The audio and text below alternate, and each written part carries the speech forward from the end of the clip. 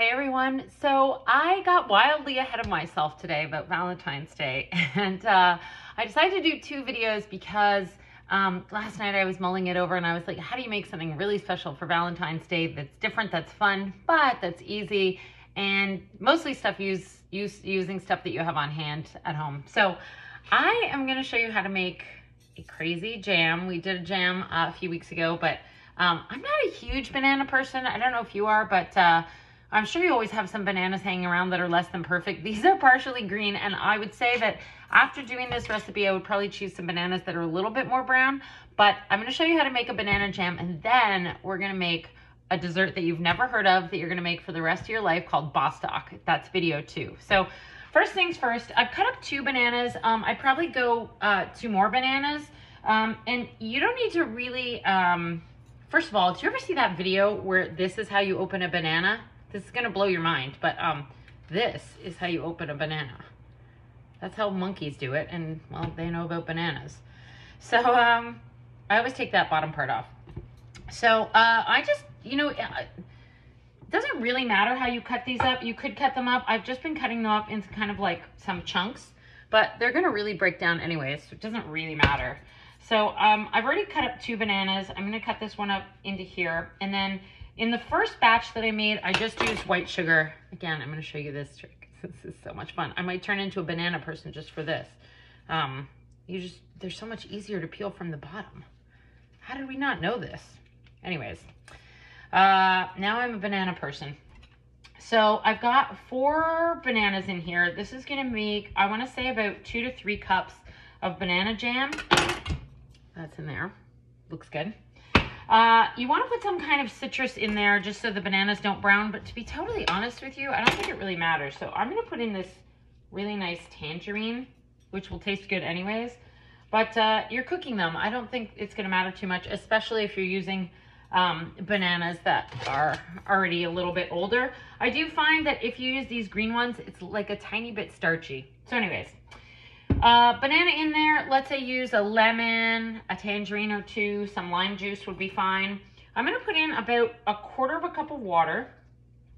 And then for this batch, I'm going to use a mixture of granulated sugar and brown sugar.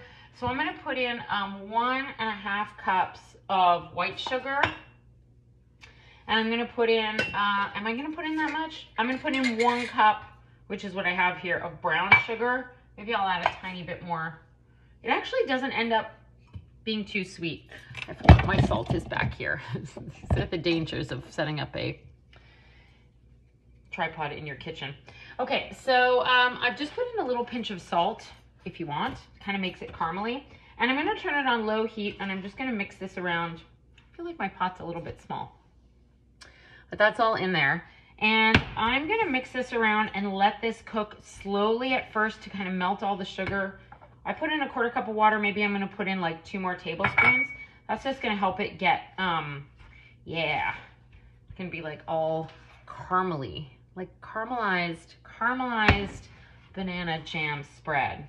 So maybe this will be the new Nutella. So that's in there. What I'm going to do is also add some flavorings. Add what you like. If you want to add some almond extract. I added some rum earlier. That was a good call. So I'm going to add maybe 2 tablespoons of rum. And I'm also going to add at the end, I'm going to put in a little bit of vanilla.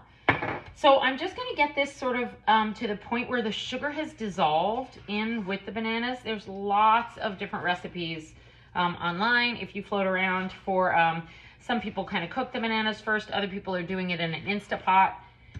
I'm just throwing it all in, and we're going to come up with a great banana spread to use on our next recipe. So I'm going to let that kind of simmer, and then once the sugar is dissolved, I'm going to kind of turn it up and let that boil a little bit.